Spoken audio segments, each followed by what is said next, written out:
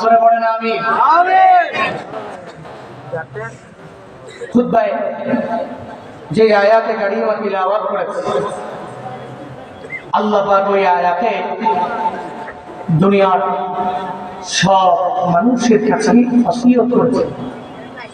কি করেছেন? ওসিয়ত করেছে। উপদেশ একটা, আদেশ একটা, ওসিয়ত আরেকটা। আমাদের আব্বা আম্মারা মারা যাওয়ার আগে একদিন বলে যায়, আমার মৃত্যুবরণের পরে অমুক স্থানে আমাকে দাফন করো, আমার মৃত্যুবরণের পরে অমুক ব্যক্তির মাধ্যমে আমার জানাজা করা হবে, আমার মৃত্যুবরণের পরে ওই ব্যাংক থেকে 2 লাখ টাকা উঠিয়ে অমুক মাদ্রাসায় দিও। এরকম ওসিয়ত করে কি করে না? কথা বলে করে কি করে? এরকম ওসিয়ত, এই ওসিয়ত বড় দামি। ব্যক্তির মৃত্যুবরণের পরে এই ওসিয়ত তার সন্তানেরা, তার উত্তরাধিকারী যারা আছে, এরা সবাই মানতে হবে, ওয়াজিব।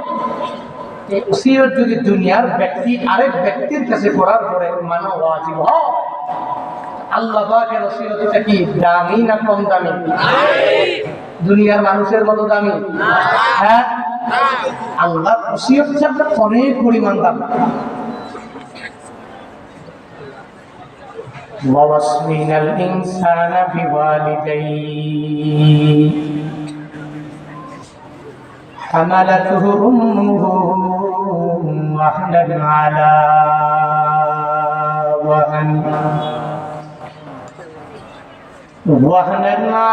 وهن وفصاله في عامين أن اشكر لي ولوالديك إلي المصير।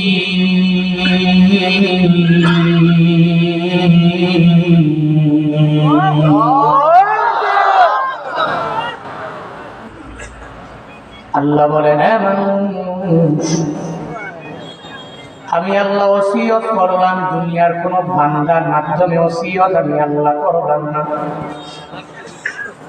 কোন নবীর মাধ্যমে আমি আল্লাহ ওসিয়ত তোমাদের কাছে শুনলাম না, দুনিয়ার কোন তাবেঈনদের মাধ্যমে আমি আল্লাহ ওসিয়ত নামাটা বান্দা শুনলাম না, কোন তাবেঈনের মাধ্যমে আমি আল্লাহ ওসিয়ত নামা কোন মানুষের মাধ্যমে করি নাই। জামা মুতাকাল্লিমের সিগা আল্লাহ পাক বলেন, আমি আল্লাহ নিজেই তোমাদের কাছে ওসিয়ত নামা শুনলাম। হ্যাঁ মানুষ, যেই মা বাবার মাধ্যমে তুই দুনিয়া দেখলা, ওই মা বাবার সাথে ভালো আচরণ করবি, অন্যায় আচরণ করবি না। আল্লাহ পাক বলেন, দুনিয়ার যত বড় বড় লিডারেরা, দুনিয়াতে আমার পয়গম্বরের কোনো অভাব ছিল না, এদের মাধ্যমে তোমাদেরকে ওসিয়ত করলাম না, সব ওসিয়ত আমি আল্লাহ ব্যক্তিগতভাবে বান্দা তোমাকে জানালাম। ওই মা বাবার সাথে তুই ভালো আচরণ করবি, অন্যায় আচরণ করবি না রে বান্দা। যদি মনে করো হুজুর মা বাবার কথা কেন বারবার বারবার আল্লাহ বলে, আল্লাহ যেখানে বললেন আল্লাহর ইবাদতের কথা, এর পরবর্তীতে আল্লাহ বললেন মা বাবার কথা। যেই জায়গায় বললেন আকবারুল কাবাইর হলো আমি মাওলার সাথে শরীক করা, এরপরে মা বাবার সাথে অন্যায় করা সবচেয়ে বড় বড় বড় কবিরা গুনাহ। আল্লাহ পাক যেই জায়গায় বললেন বড় শিরক হলো আমি আল্লাহর সাথে শরীক করা বড় কবিরা গুনাহ, আর এরপরে সবচেয়ে বড় কবিরা গুনাহ হলো মা বাবার অবাধ্য হয়ে যাওয়া। অগাই বান্দার মুসলমান, আমার মাওলাই ওসিয়ত নামা তোমাকে আমাকে সুইরা আল্লাহ গুরুত্ব বাড়ায়া দিলেন।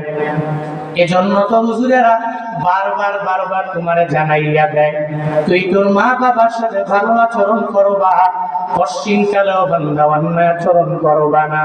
কেন করবা না? কারণ মা বাবা তোমারে গর্বে নিয়ে নিয়ে বড় করলেন। আল্লাহ পাক বলেন হামালাতহু উম্মুহু ওয়াহনান আলা ওয়াহনিন, ওই মা গর্বে নিয়ে নিয়ে নিয়ে কষ্ট তো বান্দা কম করে নাই। যেই কষ্ট তোমার জন্য তোমার বউটা করে নাই, যেই কষ্ট তোমার জন্য তোমার কোনো বন্ধু করে নাই, যেই কষ্ট তোমার আশেপাশে রিলেটিভরা বান্দা তোমার জন্য করে নাই, ওই মা এত পরিমাণ কষ্ট করে করে করে করে নিয়ে নিয়া ওই গর্বের মধ্যে বান্দা তোমারে আমার এত সুন্দর করে বড় করলেন। ওই মা একটা বারের জন্য বলে না আমি আমার সন্তানের জ্বালা সহ্য করতে পারি না, আমার পেটের মধ্যে একটা ইনজেকশন লাগায় দাও, আর ইনজেকশন দিয়ে আমার সন্তানটাকে পেটের মধ্যে মাইরা ফালাইয়া দাও। একটা বারের জন্য যত ব্যথা হবে মা বান্দা তোমারে আমার একটা বারের জন্য বলে না। মাঝে মাঝে স্বামীরা যদি তার স্ত্রীর ডাক দেয়, ওই স্ত্রী আমার এক জায়গায় ঘোরার জন্য চলো চলো বের হয়ে যাব, আমার বাকি আত্মীয় স্বজনেরা এদেরকে সঙ্গে লইয়া এক জায়গায় রওনা হয়ে যাব, তখন মা ডেকে বলে ও স্বামী আমার, না না তুমি বেড়াইবার জন্য আমার বাকি সন্তানগুলো নিয়ে নিয়ে নিয়ে চলে যাও, আমি মা হইয়া যেতে পারি না, কারণ আমি মায়ের গর্ভের মধ্যে এই সন্তানটারে নিয়ে নিয়ে বড় করি, একটা জিনের আসর লাগতে পারে, আমার কারণে সন্তানের বড় ক্ষতি হয়ে যেতে পারে। পশ্চিমকালেও আমি মা হইয়া ওই সন্তানটারে গর্ভে নিয়ে কোথাও বেড়াইবার জন্য যাইতে পারি না, আমি পশ্চিমকালেও ওই সন্তানের প্রতি চোখে দেখে আমি করতে পারি না গো স্বামী আমার। তখন মা বলে ও স্বামী তুমি যাও, আমি যাইতে পারি না, গর্বে নিয়ে নিয়ে মা এত পরিমাণ স্যাক্রিফাইস বান্দা তোমার জন্য আমার জন্য করে। আল্লাহ পাক বলেন ও দুনিয়ার মানুষেরা শুনো, ওই মা বাবার সাথে তুই ভালো আচরণ করে নাও। কেন করবি? কারণ মা তোরে গর্বে নিয়ে বড় করলেন। আল্লাহ পাক স্মরণ করে করে বান্দা তোমারে আমারে জানায়া দিলেন। আল্লাহ পাক বলেন গর্বে নিয়ে বড় করলেন, এটা স্মরণ করে দেওয়ার মানে হলো সন্তানেরা মাঝে মাঝে নিমহারাম হয়ে যায়, এত নিমহারাম যে মা বাবার কথাটা বান্দা মনে রাখতে পারে না। 20 বছর পর্যন্ত যেই মা বাবা তার কাছে এত পরিমাণ আপন, ওই মা বাবা ছাড়া চলতে পারে না, ওই মা বাবা ছাড়া যাইতে পারে না, ওই মা বাবা ছাড়া খাইতেও পারে না, কিন্তু 20 বছর পরে 22 বছর পরে 25 বছর পরে হঠাৎ করে যখন একটা সুন্দরী রমণী ঘরের মধ্যে চলে আসলো, শ্বশুর হয়ে গেল, যখন ওই সন্তানের শাশুড়ি হয়ে গেল, তখন আর মা বাবারে পাত্তা দেয় না, শ্বশুর শাশুড়ির দামি দামি কাপড় কিনা দেয়, মাছ কিনা খাওয়ায়, ওই মা বাবারে বিন্দু মাত্র পরিমাণ গুরুত্ব দেয় না। সন্তান আছে না না? ও সন্তানেরা কি পরিমাণ নিমুখারাম তুই হয়েছ,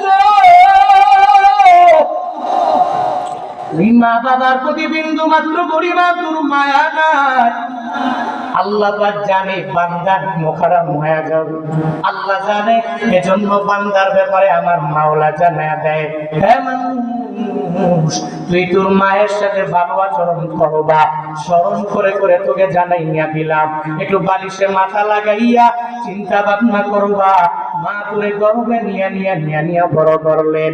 শুধু তাই না, গর্বে নিয়ে মায়েরা সকালবেলা খাবারটাও ঠিক মতো খাইতে পারে না, সংসারের চাপে দুপুর বেলাও সুন্দর করে খাইতে পারলো না, কাজের চাপে খাইতে পারে নাই। এবার রাতের বেলা যখন পেটের ক্ষুধা নিয়ে খানার পেটটা নিয়ে যখন মা বসে গেল, ওই সময়ে তুমি সন্তানের তো বিন্দু মাত্র পরিমাণ কোনো ধারণা নাই। আল্লাহ পাক তো তোমাকে ওই পরিমাণ ভূত শক্তি এত ছোটবেলায় দেয় নাই। ওই মা যখন এত ক্ষুধা নিয়ে খাবার পেটে বসেছি, তুমি ওই মায়ের গর্বের মাঝে এত জোরে জোরে ধাম ধাম করে লাথি মেরে দিলা, মা সহ্য করতে পারে না। ওই পেটের মধ্যে যখন জোরে জোরে বান্দা তুমি লাথি মারলা, তখন মা চোখের পানি ফালাইয়া ফালাইয়া কান্না করে। একটা বারের জন্য সন্তানের উপরে কোনো দোষ মাটা চাপাইয়া দেয় না, কারণ জানে এই সন্তানটাকে আমি আস্তে আস্তে বড় করতে পারলে এই সন্তান বড় হইয়া আমি মায়ের জন্য দোয়া করে নিবে। আর আমি মাকে যখন মা মা বলে ডাক দিয়া দিবে, আমি মায়ের পরানটা এমনিতেই তখন ঠান্ডা হয়ে যাবে। ওদিনও আমি আমার মায়ের সাথে বসা, এটা বড় যায় আমার বউ আমার মা, আমি এক রুমে বসে আছি। মা আমাকে বলতে লাগলো, অসন্তান মায়ের এত পরিমাণ গর্বের ব্যথা, এটা কষ্টিন কালেও তোমার বউ বুঝতে পারবে, তুমি বুঝতে পারবা না। আমি মা হইয়া এত পরিমাণ কষ্ট পুহাইছি, ওই কষ্ট দুনিয়াতে কোনো মহিলা বুঝতে পারবে, তোমরা বাবারা বুঝবা না। তুমিও যখন বেঁধেছিলা কষ্ট কিন্তু আমি মা হইয়া কমতি করি নাই, এজন্য তো আজ পর্যন্ত তোমাদের মায়া নিয়া নিয়া চলি। তোমরা যখন মা বলো তখন আমাদের মনটাও অনেক পরিমাণ বড় হয়ে যায়। আমার মা আমাকে গর্বের ব্যথার ব্যাপারে একটু ধারণা দিয়া দেয়, কারণ মায়েরা সেই পরিমাণ কষ্ট করে বউ করতে পারে না, সন্তানরা করে না, কোনো বন্ধু করতে পারে না। আবার শুধু চাই না আল্লাহ পাক জানায়া দেয় শুধু মায়েরা গর্বে নিয়ে বড় করে, এমনটা না। দুনিয়াতে আসার সময় মায়েদের কষ্ট কম না বেশি?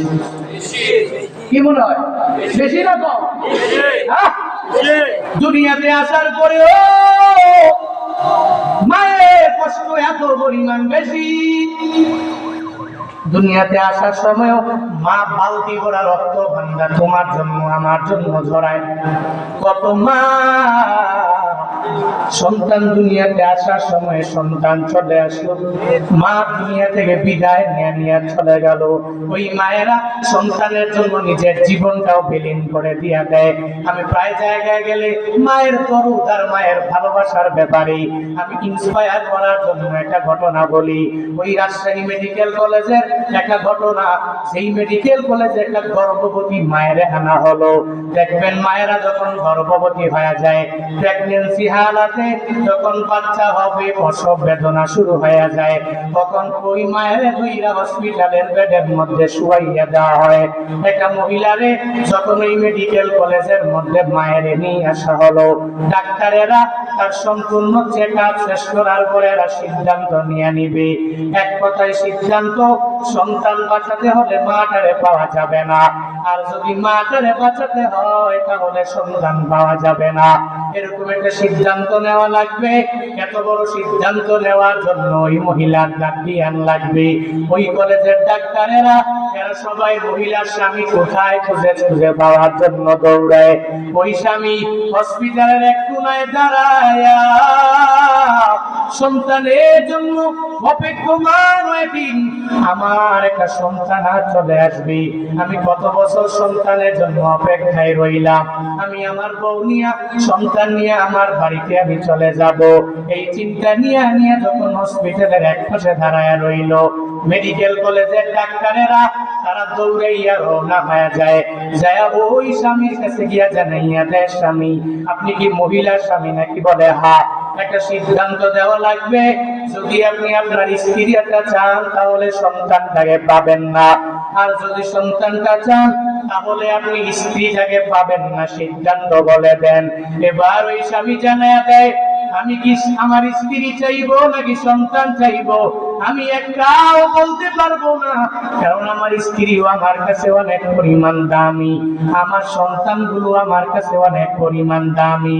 ও ডাক্তারেরা আমি স্বামী হইয়া কিছু বলতে পারবো না। ডাক্তারেরা বারবার তাকে বলে, এই সিদ্ধান্ত অনেক বড়, আপনার নেওয়া লাগবে, আপনার স্ত্রীর বড় প্রয়োজন নাকি আপনার সন্তানের বড় প্রয়োজন, একটা সিদ্ধান্ত খুব দ্রুত দেওয়া লাগবে। কিংকর্তব্য বিমূঢ়ের মতো তাকায়া তাকায়া রইলেন, একটা কথাও বলতে পারে না। স্ত্রী যাকে চাইবে নাকি সন্তানটাকে বাদ দিবে, নাকি সন্তান চাইবে স্ত্রী বাদ দিবে। যখন কোনো কথা ওই বান্দার জবান দিয়া বের হয় না, ওই ডাক্তারেরা এরা দৌড়াইয়া ওই মায়ের শয্যাশায়ী বেডের সামনে গিয়া দাঁড়াইয়া যায়। এরা নিজেরা একে অপরে যখন পরামর্শ করতে লাগলো, দুনিয়াতে যদি বৃক্ষ বেঁচে থাকে তাহলে ফল আশা করা যাবে, বৃক্ষটাকে বাঁচিয়ে রাখলে বছরের পর বছর অনেক ফল বৃক্ষ দিতে পারবে, আর যদি বৃক্ষটাকে দুনিয়া থেকে বিদায় করে দাও তাহলে বৃক্ষ চলে যাবে, আর জিন্দেগিতে ফলও আশা করা যাবে না। এরা বুঝাতে চায় মা দুনিয়ায় থাকবে, সন্তান দুনিয়ার মধ্যে থাকবে না। এই কথা যখন ওই মেডিকেল কলেজের ডাক্তারের সামনে ওই মায়ের কানে যখন পৌঁছা যায়, মা বেডে শুয়ে শুয়ে চোখের পানি ফেলা কান্দে। আর মেডিকেল কলেজের ডাক্তারেরা এদেরকে উদ্দেশ্য করে করে জানায় দেয়, হ্যাঁ ডাক্তারেরা তোমরা শুনে নাও, আমি মা হইয়া এটা মেনে নিতে পারবো না। তোমরা সিদ্ধান্ত করেছো বৃক্ষ দুনিয়াতে বেঁচে থাকলে অটোমেটিক ফল আশা করা যাবে, এর মানে হলো আমি মা দুনিয়াতে থাকবো, আমার সন্তান থাকবে না, এটা হবে না, হবে না। ও ডাক্তারেরা তোমাদের সিদ্ধান্ত চেঞ্জ করে না, আমি মা আসমান দেখেছি, জমিন দেখেছি, দুনিয়ার যত বড় বড় নিয়ামত আমি মা খাইলাম, কিন্তু আমার সন্তান দেখায় নাই। এই সন্তানের জন্য আমি মা কত রাত ঘুমাই নাই, কত দিনের বেলা আমি খাবারের পেটে বসে বসে, এরপরেও সন্তানের জন্য আমি মা ওই সন্তানের পেটে থাকা দেওয়ার কারণে সুন্দরভাবে প্লেটে খাবার কন্টিনিউ করতে পারি নাই। তোমাদের সিদ্ধান্ত সন্তানটা দুনিয়ার মধ্যে আসবে না, এটা হবে না, হবে না, হবে না, হবে না। আমি মা হইয়া এই সন্তানের ব্যাপারে এই সিদ্ধান্ত মেনে নিতে পারি না, আমি দুনিয়ায় থাকবো না, আমার সন্তান দুনিয়াতে আসবে। সে দুনিয়াতে আসার পরে আমি মায়ের জন্য যখন দোয়া করবে, আমি মায়ের কবর যদিও জাহান্নামের গর্ত হয়ে যায়, ওই সন্তানের দোয়ার বদৌলতে আমি মায়ের কবর আল্লাহ জান্নাতের বাগান বানায় দিবে। মা কি বলে, আমি চলে যাই তো অসুবিধা নাই, সন্তান আসো। বর্তমানে মেডিকেল কলেজে গিয়ে দেখবেন, মাঝে মাঝে হসপিটালে যাবেন, কিন্তু দেখবেন মাদের কি পরিমাণ স্যাক্রিফাইস, এটা পৃথিবীর কোন ব্যক্তি করবে করবে? জীবনের মূল কষ্ট মায়ের, প্রসব বেদনা,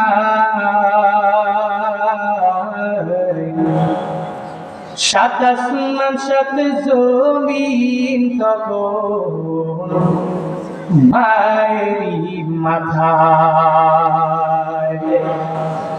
জীবনের মূল কষ্ট মায়ের, প্রসব বেদনা,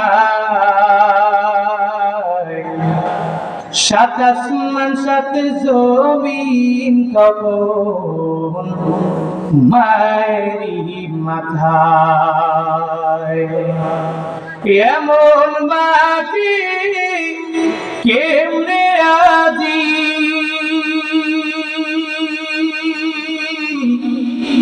এমন মাটি কেমনে আজি,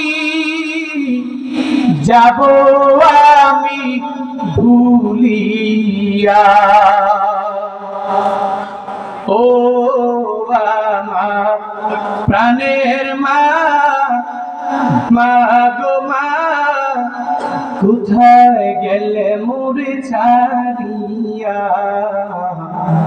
জনম দুঃখী এতিম আমি, চায় না কেহ ফিরিয়া। জনম দুঃখী এতিম আমি, চায় না কেহ ফিরিয়া। আমি যখন ছিলাম মায়ের উদরে, চলাফেরা করতেন যে মারে কত কষ্ট করে, আমার সুন্দর মুখ দেখে মায়ের, আমার সুন্দর মুখ দেখে মায়ের ব্যথা যেতে ভাষায়া। ও আমার প্রাণের মা, মা গো মা, কোথায় গেলে মোরে ছাড়িয়া, জনম দুঃখী এতিম আমি, চায় না কেহ ফিরিয়া, জনম দুঃখী এতিম আমি, চায় না কেহ ফিরিয়া। মাথা পড়বেন না, আরো জোরে পড়বেন না। প্রসব বেদনার যন্ত্রণা মায়ের কেমন আপনার বউরে জিগে, বউ বলতে বলবে এত পরিমাণ কষ্ট কেন? আপনি তো মায়ের কথায় বিশ্বাসী না, আপনি তো বউয়ের কথায় বিশ্বাসী।